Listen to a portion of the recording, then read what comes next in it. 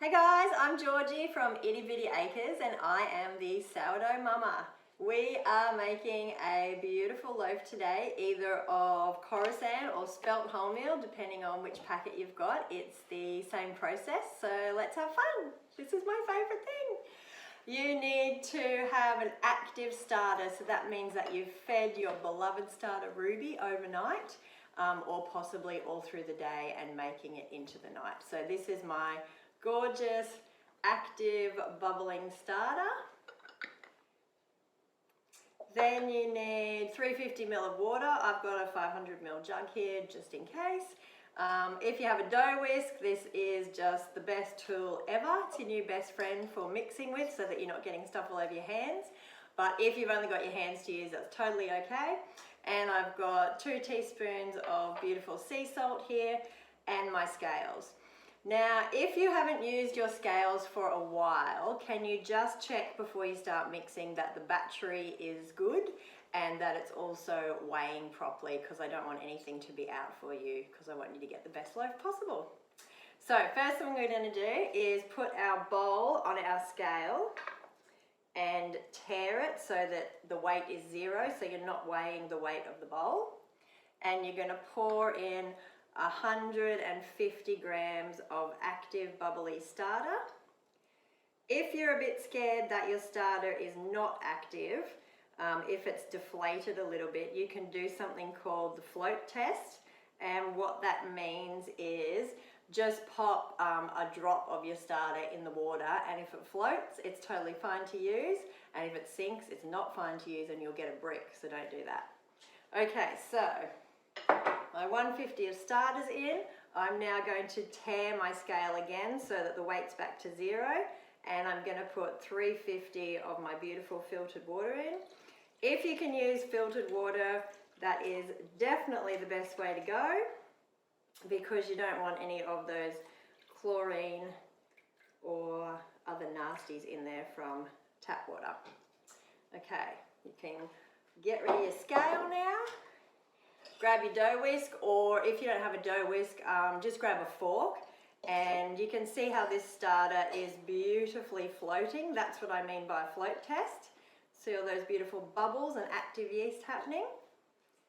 And we're just gonna stir this up quickly so that it's all dissolved. Just makes it much easier to pour your flour into a liquid mass than a big sticky mass of sticky starter. Okay, I'm going to choose the Coruscant today. Oh, and there's my cup of tea. Make sure you have a cup of tea with you. I have a cup of tea with me at all times. All right, open up your packet here. Beautiful. And you're just going to pour the entire packet, which is 500 grams of beautiful organic flours, into your bowl gently. Try and do it gently because this flour does tend to fly away. Awesome. Okay, and now what I want you to do is just mix all of this together, whether it's with your hand or your dough whisk. You could try and get it with your fork to a certain point if you don't have a dough whisk, but then you're probably going to have to add your hands in, and that's totally fine. And it'll feel like it maybe is a little bit dry. It isn't all going to go together, but keep going because it will. Sourdough is very sticky and wet, and you just need to mix until you don't see any dry bits anymore and it's a big ball of dough. Alright, so it will feel super sticky on your hands if you're using your hands, and that's fine. You'll just have to peel it off your hands when you feel like everything is incorporated. But I do highly recommend a dough whisk. It is my best friend. I don't just have one. My husband even says, oh, you need a few more of these. Okay, so that's my dough. It looks shaggy, it looks unformed, it just looks like a big blob, and that's great. That's the look we're going for. So we're going to throw a tea towel over this now, and you can leave it for 30 to 60 minutes, and what that's going to do is make these beautiful starter and the water and the flour all relax into each other and get to know each other, have a little hug. That's going to start to create beautiful gluten structure and get everything moving in there, and then we're going to come back and add the salt. We're back. Your beautiful dough will have been now sitting for 30 to 60 minutes, and as you can see by the texture now, it's kind of slacked into itself and not as shaggy as it was before, which is great. It's exactly what we want. So now we're going to add the salt. I'm going to pop that in, and if you want to, but you don't have to, you can just add a little dribble of water on top just to soften the salt, but completely up to you. And now you're going to wet your hands. This is the fun part. Wet your washed hands. Hope you washed your hands. And put your hands together put this one hand together like this, and don't have your fingers spaced out like that. Keep them together. And I kind of push my hand around to get the dough off the bowl. So now it's kind of malleable and easy to pick up. And then I start to knead the salt into the dough. Now I have a little bit of a funny technique, I'm not gonna lie. However you want to knead it is totally fine. You can do it one-handed, you could hold the bowl here and kind of do this. I see some people twisting. I just have this roly-poly technique. So, can you see how smooth this dough has now gone when you've added the salt, and it feels almost slimy? Keep kneading until it changes and goes back to sticky. It'll take probably 3 to 5 minutes. You can almost see it now. It's changed texture again, and now it's a bit shaggier. That's what we want to happen. So just keep going a little bit more when you start to feel that happening. If your bowl is sliding or it's not a heavy bowl, you can pop a tea towel underneath and it'll stop your bowl from moving around too much if it is for you. And that's the kind of texture I'm looking for. See how it's not slimy anymore and it's gone back to shaggy. Even though it's super sticky like this, it's still staying in one mass, which is what we like. And now we're going to rest this for 30 minutes, and then we're going to come back and do 3 sets of stretch and folds in 30-minute increments. So set your timer and I'll see you back in 30. So we just added the salt and we've let it sit for 30 minutes, and as you can see, it's got a really beautiful shine to the dough and it looks like it's all one beautiful texture now and not a sort of sticky mass, I guess. So if you wet your hands and you kind of pick it up and do that, see how you can see through it and it doesn't break apart? That's called window paning, because it's like a window pane you can see through. That means you've got great gluten structure and texture, and your loaf is really going to hold its shape together and cook beautifully. So what we're going to do now is 3 sets of consecutive stretch and folds. What that means is wet your hands, your clean hands. Keep your hand like this again, your dominant hand, not spaced fingers apart but together, and just scoop all the dough off the edges of the bowl so that you can pick the dough up and it's a lot easier and it's not stuck there. And then what you're going to do, there's 2 ways you can do this. There's a stretch and fold or there's a coil fold. It doesn't matter which one you do, it just matters which one feels more natural to you. So this is a stretch and fold. You scoop the dough, you pick it up, you fold it down. Turn it, scoop, pick it up, fold it down, turn it, scoop, pick it up, fold it down, turn it, pick it up, fold it down. 4 times, north, south, east, west. That's called a stretch and fold, and you're just aerating the dough, making it realize that you want it to build tension and putting it back down.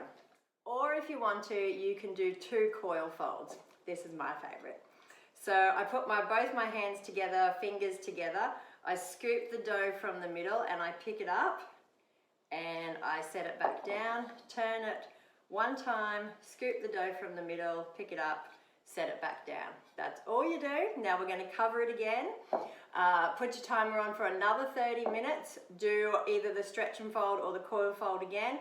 Put your timer on for another 30 minutes. Do it for a 3rd time. and then we'll come back and look at our dough and talk about it again.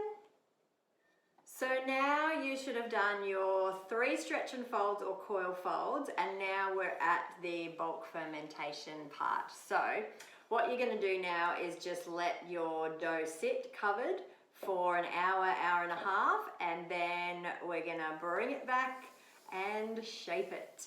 And this is my favorite part. So get ready, get all your bits ready, get your bowls ready, tea towels ready, and your banneton if you've got a bread proofing basket, whatever you've got.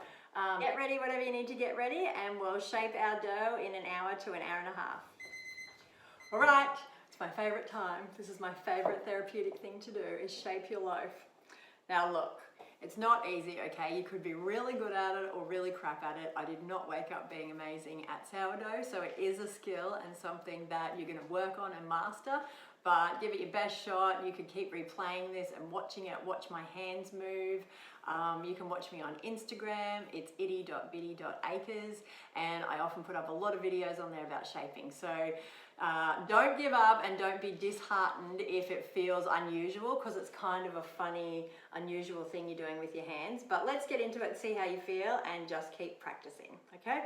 So, got your beautiful dough bowl here. You've got little, probably fermentation bubbles by now. I've got quite a big cute one there. You can pop it if you like. That also brings you a bit of joy. Got very sticky dough, but as you can see, it's all nice and smooth and together. It's not that rough, shaggy look anymore. And, just flour my fingers, you've got beautiful window painting happening. Beautiful window painting, where the dough isn't just falling and breaking apart. So that's amazing. That's what you want to see. What we're going to do is use a bit of your feed your starter mix, and I've got it in the bowl here, and you're going to pretty well flour your bench. Give it a good cover. Okay, and give yourself a bit of space. So keep your hand like this again, your dominant hand. Pick your bowl up and just gently edge your dough out. And as you can see, there's beautiful bubbles in there, and even though it's super sticky, it does just naturally slack out, and there's really nothing much in the bowl there, which is awesome. It's wanting to be one, and that's great. It's one with itself. Now, flour your hands if you like, that's fine. This is where we swap the water that we were always using when we were doing the stretch and folds now to dry flour. And what I'd like you to do is pull the dough from the bottom out. Do you see how I'm sort of fanning the dough out like this and trying to go from the middle so that there's no lump in the middle of the dough? You could also gently place your hands there and just pull it out.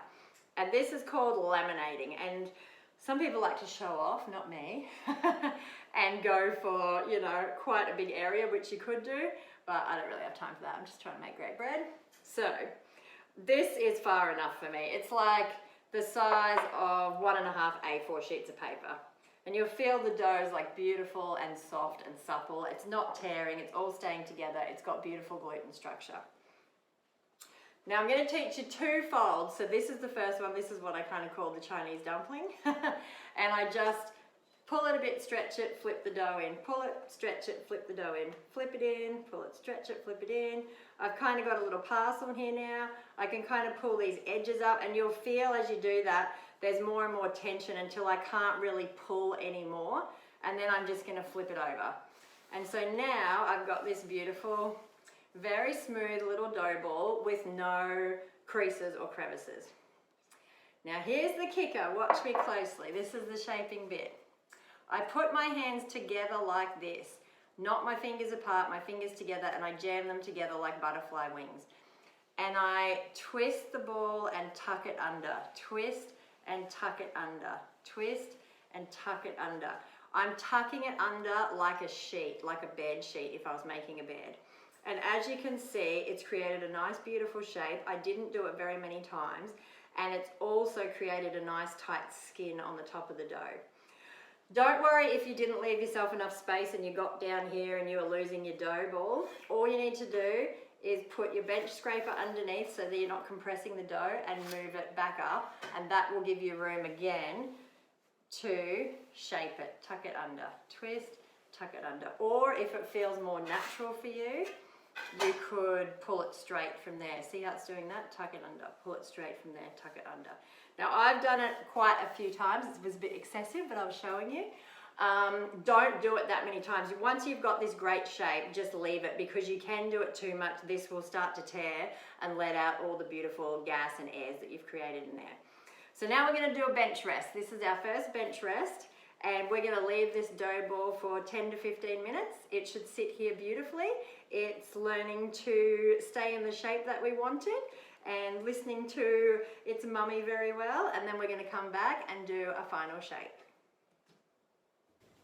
Okay, we're back for the finale. I really love this stuff a lot. All right, see how my dough ball is still in its beautiful shape that I left it in. It hasn't really like slumped and slacked out. If it was really, really hot, you might have that trouble. Like if it was 30 degrees in the middle of summer and my house was hot, you may see your dough start to flatten out. In that case, don't let it keep going. Just shape it quickly and put it in your proofing basket or your bowl and put it in the fridge straight away. Don't let it get out of control, because you won't get a great loaf of bread. So, you know, there are a few leeways where if you think common sense, oh, that shouldn't be doing that, shape it quickly, make it the shape you want and the height, and pop it in your bowl straight away. All right, this is our final shape. Now you will feel, I'm gonna flour it a tiny bit but not much. You will feel now a totally different tension experience. When you're pulling it out, you won't be able to pull it out anywhere near as far, and also it won't be anywhere near as sticky, so you don't need as much flour as last time. So use your bench scraper if you've got one, or your spatula, because I don't want to pick this up even as gently as I'm trying to and compress all the beautiful air out of it. I'm going to use the bench scraper to slide under. I'm using my hand to glide, and I'm flipping it. Look at that beautiful thing. And now I'm just very gently pulling it out like this. I can't actually get much pull out of it because the tension's great. It's built up awesome, and that's what we want. So the other way that you can shape and fold your loaf, if it feels better for you, is to do this. Pull in the sides, fold it there, and roll it like a roll. Then you've got these two little bums at the end though, which can be a bit troublesome. What I would do in this case is you kind of tuck them under and pull it towards you. Tuck them under and pull it towards you.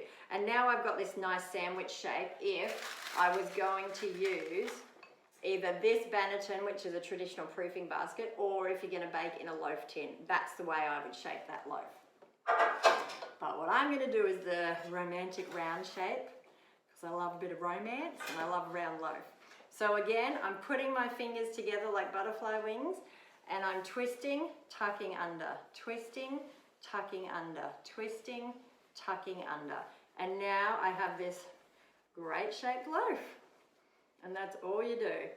I flour the top so that it doesn't get sticky in my basket.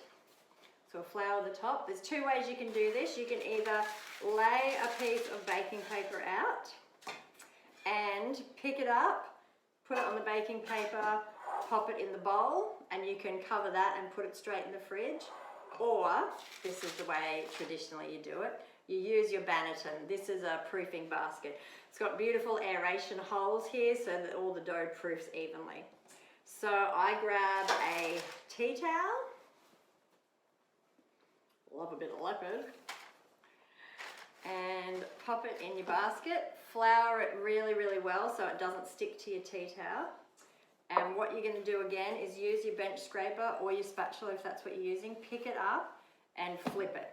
So now the top is on the bottom is on the top. It's going to have this beautiful shape of the basket, and you're going to be able to tip it out beautifully to do the amazing scoring and get that awesome sourdough ear tomorrow when we bake it. So just take a bit more of your Feed My Starter mix for the top because it's quite sticky, and just flour that over. If you had a few holes or gaps that you weren't liking there, you can pinch them together and that will just let the dough slack into itself. And now fold it up. We're going to pop it in the fridge overnight. And the reason I love this method is because it hydrates the organic flours. It hydrates all the goodness. It ferments even more and creates amazing taste and flavor and also texture inside. So for all those reasons, I highly recommend doing this process. it will give you the most beautiful loaf of bread tomorrow. So pop this in the fridge and we will get back together tomorrow to bake. Okay, if you don't have a proofing basket or you're using a bread tin like this, or you're gonna cook round, this is how you will transfer your dough. So grab your piece of baking paper, use your spatula or your bench scraper, pick up your dough gently like that, pick up the edges, pop it in your bowl. Yes, it's going to seem a little bit squashy, but you want this loaf to rise up, not out and flat. Does that make sense? Likewise, if you'd done the loaf tin shape, you'd just put that in there and it would slack into the shape. So now I would cover this dough like so, or with a beeswax or a plate if you wanted to, and pop it in the fridge till we bake tomorrow. Finally, it's time to bake our beautiful loaf of sourdough bread. So it's been fermenting beautifully overnight in a cold proof, and now we're going to put the oven on. So if you're going to use a Dutch oven, this is what a Dutch oven is. It's just basically a metal casserole dish, like cast iron. I turn the oven on to 250 and I put the Dutch oven in at the same time. This basically creates an oven within the oven, because bakers have these beautiful ovens with all the settings, and they can do steam and they can put perfect temperatures on, and my oven is fairly average and I'm trying to mimic a baker's oven. So by using a Dutch oven, it creates an oven within the oven and gives me a really even bake. Now here's a hot tip. At the same time that I turn the oven on and I put the Dutch oven in, I put my loaf of dough out of the fridge and into the freezer. That's what they don't tell you on Instagram. And that just, it doesn't freeze the loaf, because you're only gonna have like 30 or 40 minutes waiting for the oven to heat up. But what it does is firm up the dough to give you more time to do the beautiful scoring, which is the beautiful pictures on the loaf. So right now, grab your Dutch oven if you're using one. If you're not, that's totally fine. Just turn your oven on to 250 on fan forced and put your dough, if you're using the Dutch oven, into the freezer. Okay, my Dutch oven is in. Just be aware that it's going to be raging hot. That's why I have these silicone mitts. You can use regular oven mitts that you have at home, but just be aware that that cast iron Dutch oven is going to be super hot, so make sure that the heat doesn't go through and burn your hands. Now put your timer on. I like to heat my oven and Dutch oven up for at least 30 minutes. 30 to 40 minutes is good. So I like to time that just so I don't have to look at the clock and remember, and someone's not talking to me and I forget what I'm doing. So pop your timer on for 30 minutes, and as the oven's heating up, we'll prep your dough. Okay, it's time to score our beautiful dough and bake it, and this is one of my favorite parts. So I've grabbed my dough in my banneton out of the freezer, or if you have yours in a loaf tin or the bowl, that's fine too, just grab it out. I'm gonna unwrap my beautiful dough. So it's not frozen, but it is nice and firm. Grab your piece of baking paper and I pop it on top, and I just very gently turn it up and onto the bench, and then pull away your tea towel and banneton, and you've got this beautiful dough shape. You even sometimes have this beautiful pattern from the banneton. Now open your Feed My Starter mix, and this is a very professional. You don't have to do this, but you can. If you want to, just grab a little bit of the flour in a tea strainer and you can dust the top of your loaf if you want that that floured sort of look, and you've got that contrast when you do the scoring. Or if you don't want to go this far, it is a bit excessive, you can just pop some Feed My Starter mix on here and smooth it over with your hand like that.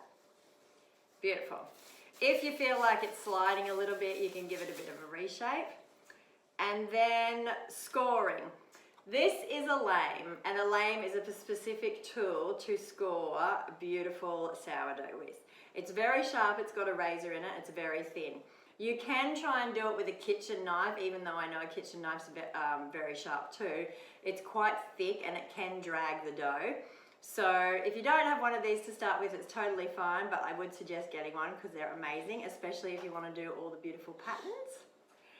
And what we're going to do is just a traditional ear today, and I'll make some videos afterwards of how you can do some beautiful scoring, but we're just going to do the traditional ear so it opens up. I put my lame about 2/3 of the way over and I go in sideways. I'm not going in straight down. So I'm going in sideways, I'm fully committed, and I do a big cut and it starts to open up, and you can already see all of the beautiful air pockets and gases in there that are going to create the beautiful crumb in the sourdough. Now we need to work quickly here, so grab your Dutch oven out with your mitts because it's raging hot, and we're going to pop the loaf into the Dutch oven. Okay, my Dutch oven is raging hot. I'm taking the lid off. This is a very well loved, very well used Dutch oven. I'm popping my bread in. You can hear it sizzle a little bit. I'm putting the lid back on and I'm quickly putting it back in the oven. Now there's a 2-part bake to this sourdough bread. So the first bake is 20 minutes on 250. So make sure you set an alarm. If you don't have a Dutch oven, that's totally fine. You can bake it open-faced in a tin. So I've created a loaf tin shape here, but you could very easily cook a round loaf in this springform cake tin. So either or is totally fine. And again, what you're going to do, if you want to, if you like this look, I suggest you try it, is sprinkle the top with flour so that you get that nice contrast when you score it with your lame. You can smooth it over if you want or not. And then with the lame, the look that I like with this loaf tin is just quick little nicks like this, spiral, and it will come up like a spiral. Now the way to cook in an open-faced tin like this, there's a little trick to creating steam in your oven. So your oven's on 250, it's hot, it's ready to go. I get a hot cup of water next to me and I make sure that I have a tray in the oven. And as I put this loaf tin in the oven, I tip the hot water into the tray, so not onto the dough but into the tray. It starts to create steam that I want like a baker's oven, and I shut the door quickly. You only have about 10 to 15 minutes to get the rise in your sourdough. The rest is cooking time. So we want to get the best rise and the best crumb to have an amazing loaf, right? So have a hot cup of water next to you, pop your tin in the oven and pour the water into the tray. If you don't want to do that, you could put like a Pyrex dish into the oven with hot water in it. That will also create steam.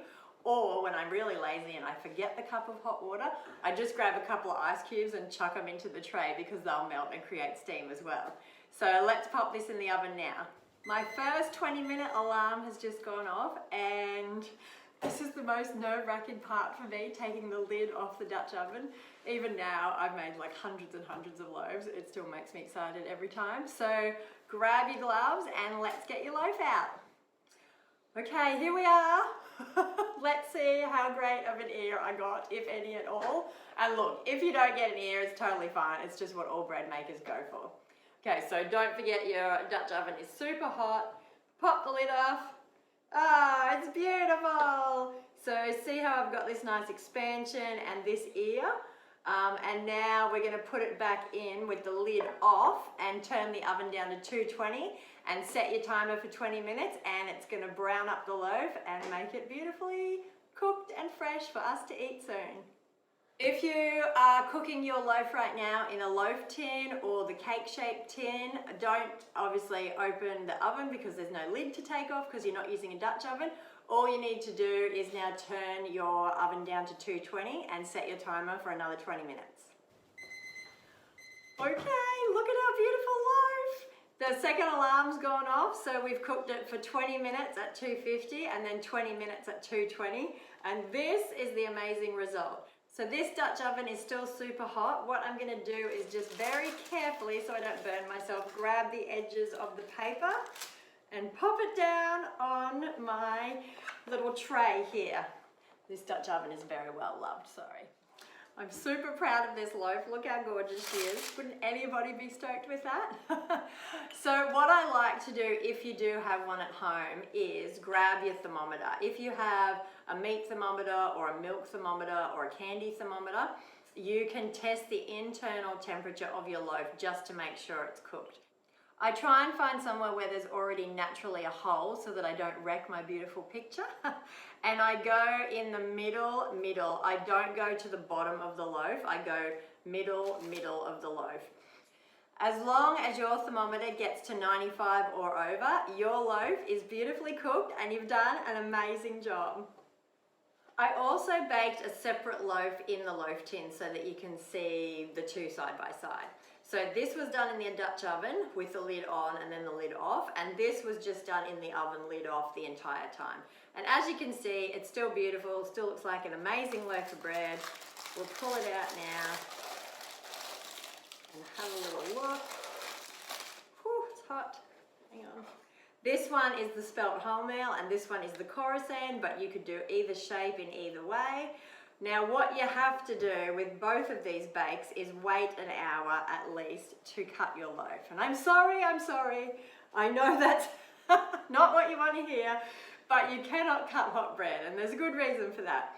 So if you cut this right now, it's still cooling down inside, there's still lots of crumb forming happening, and if we cut it, this raging hot heat that it's been cooked at and is still inside hits the cold air from the outside and squashes all of your beautiful little air bubbles that you've created with the sourdough starter together. So your loaf will kind of deflate. So if you don't mind and you just want to eat hot bread smothered in butter, that's totally fine, rip it apart. But if you want best practice, leave it to cool down for an hour and then slice it and share with your family. This is it. This is the time we get to cut our bread. Invite your friends over, invite your family over, get your butter out, make some homemade jam, and let's cut into these loaves to see what the beautiful crumb will reveal. Now, if you don't have one of these bread knives, that's totally fine. You may have something like this, a normal bread knife. You can just, I hate cutting these because they're so beautiful. I never want to mess them up. You can just choose wherever you'd like to cut it down the middle and go for gold, and we'll have a look. Oh, it's a big loaf. These loaves weigh a whopping 860 grams when finished, so it's pretty awesome. And look at this beautiful crumb inside. That is just the most amazing loaf. Let's cut her in the middle and see what she's like. This one will be slightly denser because of the wholemeal, but the wholemeal gives such great flavour. Oh, look at that beautiful even crumb. It's gorgeous, isn't it? The way that these bread knives work, or bread bow knives as they're called, is you pop it on the loaf however thick or thin you want your crust, and then you just start cutting down, and it cuts the most beautiful, perfect slice, like so. Look at the evenness of that. Your loaf isn't all wonky. It makes you happy about your life.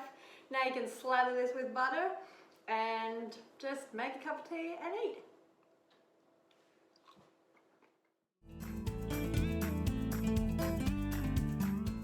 So when you flip your dough into your banneton, if the bottom of it looks like this, don't worry.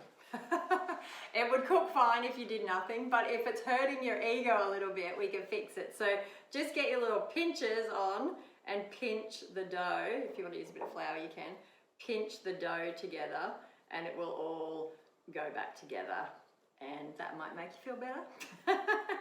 But your shaping was probably amazing. You should be super proud of yourself. This is not easy, I know, and it's a really unusual technique, so be super proud. Wrap your little dough baby up, put him in the fridge, and we will bake him or her, I should say, tomorrow. See you then. A loaf of bread is a really beautiful present for someone, and someone knows that you handmade the whole thing from scratch, so it's really lovely and it's always received well. What I usually do is just keep the baking paper on, and then I grab a cute piece of ribbon and kind of tie it around. This is funny to do on camera. Tie it around, give it a cute bow. You could put a little card on it if you wanted to, and give someone the gift of bread. It is a great idea to keep a bread diary when you first start making sourdough, and I know that sounds a little bit funny, but it's true, because I still have one loaf that I made about 2 years ago that haunts me because I have no idea what I did to it, and it was the most amazing sourdough I've ever made.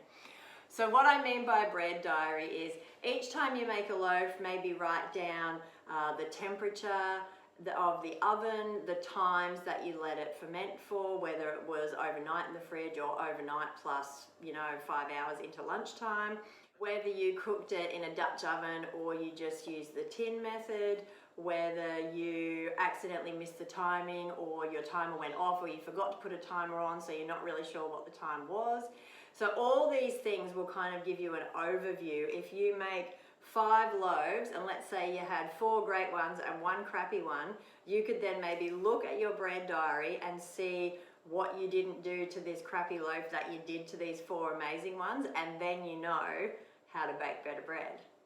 So I just wanted to say a massive thank you for coming on this sourdough journey with me. I hope that it's made you really happy, really confident. I hope you're super proud of yourself. I hope you've eaten some delicious flavors and bread that you haven't had for a long time. And most importantly, I really hope it's brought joy to your kitchen and your home and your family. These are online on my website, ittybittyacres.com.au, and they're actually available on subscription because we all want a fresh loaf of bread each week, right? So you can set up a subscription, you get 10% off, and that can come either fortnightly or monthly, whatever you like. And that way you always know that you've got bread or focaccia in the pantry, and you can pull out your sourdough starter and bake anytime that you want to. So just remember, your sourdough starter is alive. It's a live culture that is always happy. It just might be a little bit asleep, but it's always alive and ready to make bread if you feed it and activate it properly. These come together online as a kit as well, in a big beautiful bag ready for you to get started on your sourdough journey, and then you can just individually purchase what you want as you need it. It's a beautiful gift for Christmas, it's a beautiful gift for birthdays, it's a beautiful gift for someone having a hard time that might just need some dough therapy at home and some personal space to do something for themselves. The aroma of fresh bread baking in your house is just magical. So please do tell your family and friends for me, that would be great. Especially people who are gluten-free. This is a real game changer for anybody that's celiac or really gluten intolerant. I would love to be able to share this with them. So thank you so much for joining me. Please feel free to contact me anytime on the website or Instagram. I hope that you're super proud of yourself and everything you've accomplished in your kitchen with your baking over the last couple of days. And I really hope that you have fallen in love with sourdough as much as I have. This is a beautiful tradition to start baking with your children and your family and eating with them and creating great memories around bread.